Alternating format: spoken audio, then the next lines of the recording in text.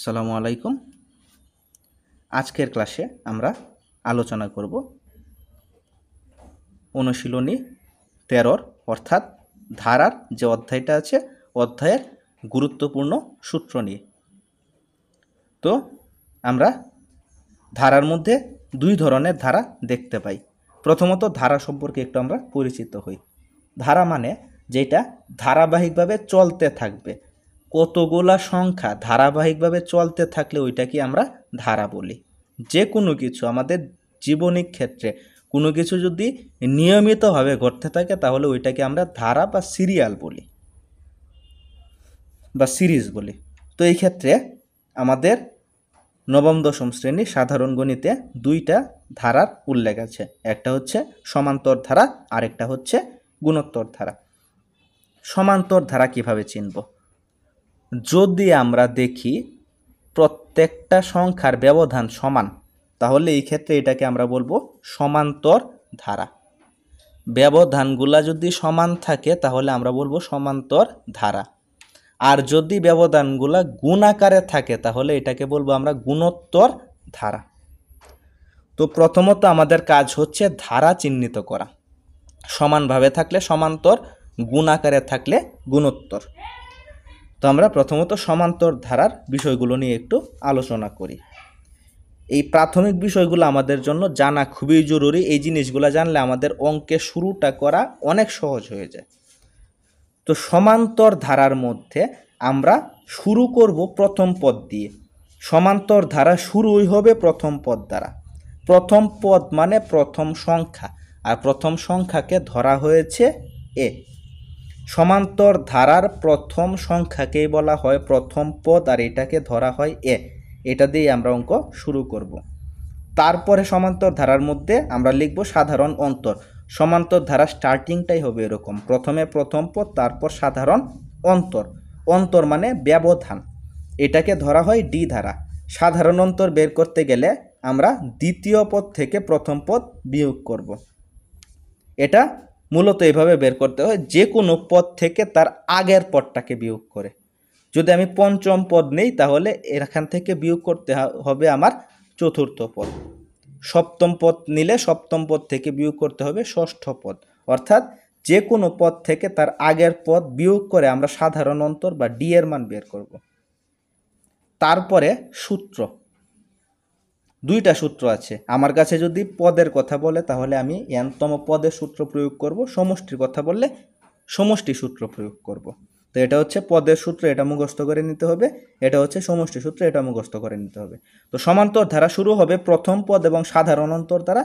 তারপর পদের কথা বললে প্রথম পদের সূত্র, যদি সমষ্টির কথা বলে তাহলে সমষ্টি সূত্র। গুণোত্তর ধারার মধ্যে শুরু হবে প্রথম পদ দ্বারা। গুণোত্তর ধারার প্রথম পদ মানে প্রথম সংখ্যা, এটাকে ধরা হয় এ। আর গুণোত্তর ধারার মধ্যে দরকার সাধারণ অনুপাত।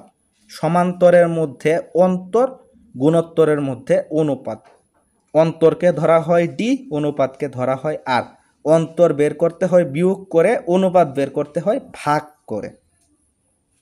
তো আমরা দ্বিতীয় পদকে প্রথম পদ দ্বারা ভাগ করব, অথবা যে কোনো পদকে তার আগের পদ দ্বারা ভাগ করে আমরা সাধারণ অনুপাত বা আর এর মান নির্ণয় করব। তো গুণোত্তর ধারা শুরু হবে প্রথম পদ এবং সাধারণ অনুপাত দ্বারা। তারপরে আমার অঙ্কের চাহিদা অনুসারে সূত্র। পদের কথা বললে পদের সূত্র, সমষ্টির কথা বললে সমষ্টির সূত্র। পদের সূত্র a r to the power n minus one, যেখানে এন হচ্ছে সিরিয়াল নাম্বার, যততম পদের কথা বলবে। আর সমষ্টি সূত্র এখানে দুইটা আছে। একটা হচ্ছে আর এর মান যখন একের থেকে বড় হয় তখন এই সূত্র, আর এর মান একের থেকে ছোট হলে এই সূত্র। এখন আর এর মান কখন একের থেকে বড় হয়, কখন একের থেকে ছোট হয়, এটা কিভাবে বুঝবো? যদি আমরা দেখি আর এর মানটা প্রকৃত ভগ্নাংশে আছে। প্রকৃত ভগ্নাংশ মানে উপরের অংশটা অর্থাৎ লবটা ছোট, নিচের অংশ অর্থাৎ হরটা বড়। যেমন উপরে 1 নিচে 2, এটা প্রকৃত ভগ্নাংশ। উপরে 3 নিচে 4, এটা প্রকৃত ভগ্নাংশ। তো প্রকৃত ভগ্নাংশ হলেই একের মানটা যেটা, এটা বড়, এক বড় হয়ে যাবে আর এর থেকে। তো আর বড় হয় কখন? যখন ভগ্নাংশ থাকে প্রকৃত, প্রকৃত ভগ্নাংশের সময় আর এর মান ছোট হয়, আবার যখন মাইনাস থাকে, মাইনাস থাকলেও আর এর মান ছোট। তো আর এর মান ছোট হয় দুইটা ক্ষেত্রে, একবার হচ্ছে প্রকৃত ভগ্নাংশ থাকলে, আরেকটা হচ্ছে আর এর মান মাইনাস থাকলে। আর এছাড়া আর এর মান সবসময় বড়। প্লাসের মান, আর এর মান যদি প্লাসের হিসেবে থাকে তাহলে অবশ্যই এই মানটা বড় হবে। তো এই ক্ষেত্রে আমরা সমষ্টির দুইটা সূত্র থেকে যে সূত্রের প্রয়োজন ওই সূত্র প্রয়োগ করে অঙ্ক করব। তো গুণোত্তর ধারা প্রথমে প্রথম পদ, তারপর সাধারণ অনুপাত, তারপরে পদের সূত্র বা সমষ্টির সূত্র।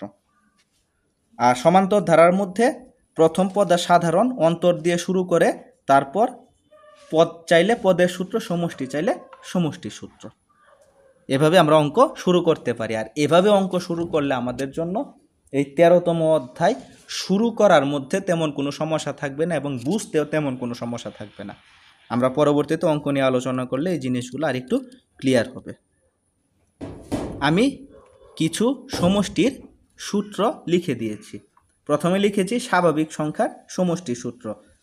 যদি আমাকে বলে 1 থেকে 100 পর্যন্ত স্বাভাবিক সংখ্যা সমষ্টি, স্বাভাবিক মানে প্লাসের ধনাত্মক, ক্রমিক মানে যেটা সিরিয়ালে থাকবে, অর্থাৎ সিরিয়ালে আমাকে যদি 1 থেকে কেউ 100 পর্যন্ত সংখ্যার যোগ করার কথা বলে তাহলে এই সূত্র প্রয়োগ করব। 1 থেকে 500 পর্যন্ত সংখ্যার যোগফল কত, এই সূত্র প্রয়োগ করব।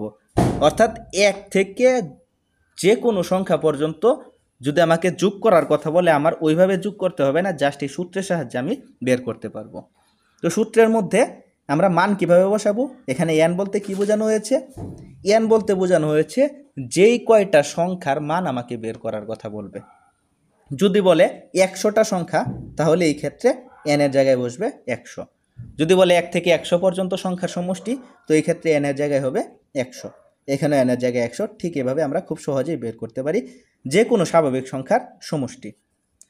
যদি বলে বর্গের সমষ্টি, অর্থাৎ এরকমভাবে স্কোয়ার দেওয়া থাকে, স্কোয়ারের সমষ্টি যদি বলে তাহলে এই সূত্র, ঘনের সমষ্টি যদি বলে তাহলে এই সূত্র, অর্থাৎ কিউব যদি থাকে কিউবের সমষ্টি সূত্র হচ্ছে এটা। আর যদি বলে বেজোড় সংখ্যার সমষ্টি, অর্থাৎ যদি বলা হয় আমাকে 1 থেকে 10 পর্যন্ত বেজোড় সংখ্যার যোগফল কত, তাহলে আমার এমনিতে নর্মালি যোগ করে নিতে হয় যে 1 + 3 + 5 + 7। তো এটা এভাবে না করে আমরা সরাসরি সূত্রের সাহায্যে করতে পারি। সূত্র হচ্ছে এন স্কোয়ার। এন মানে হচ্ছে যে কয়টা বেজোড় সংখ্যার যোগফল নির্ণয় করার কথা বলবে এত। এখন যদি বলা হয় আমাকে 1 থেকে 10 পর্যন্ত বেজোড় সংখ্যার যোগফল কত, শুরু হতে হবে কিন্তু 1 থেকে, শুরু থেকে শুরু হতে হবে। তো 1 থেকে 10 পর্যন্ত বেজোড় সংখ্যার সমষ্টি কত, তো 1 থেকে 10 পর্যন্ত বেজোড় সংখ্যার সমষ্টি বের করতে গেলে সবার আগে আমার জানতে হবে 1 থেকে 10-এর ভিতরে কয়টা বেজোড় সংখ্যা আছে। আমরা জানি 1 থেকে 10-এর ভিতরে 5টা জোড় সংখ্যা এবং 5টা বেজোড় সংখ্যা। তো যেহেতু আমার বেজোড় সংখ্যার সমষ্টি বলেছে, তো 1 থেকে 10 পর্যন্ত বেজোড় সংখ্যার সমষ্টি বের করতে গেলে 1 থেকে 10-এর ভিতরে যেহেতু 5টা বেজোড় সংখ্যা, সেহেতু আমি 5-এর উপরে স্কোয়ার দিলে আমার উত্তর বের হয়ে যাবে। আর এটা হচ্ছে জোড় সংখ্যার সমষ্টি। এন বলতে বোঝায় জয়টা সংখ্যার কথা বলা হয়েছে। যদি আমাকে বলা হয় 1 থেকে 100 পর্যন্ত জোড় সংখ্যার সমষ্টি কত, তাহলে আমি এনের জায়গায় 50 বসাবো, কারণ আমরা জানি 100-র ভিতরে জোড় সংখ্যা আছে 50টা।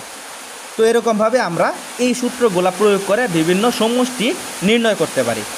তো আজকের বেসিক ক্লাসে কারো যদি কোনো সমস্যা থাকে কোনো জায়গায়, তাহলে অবশ্যই আমাকে জানাতে পারো। তোমাদের কমেন্টের আশায় থাকলাম। ধন্যবাদ সবাইকে।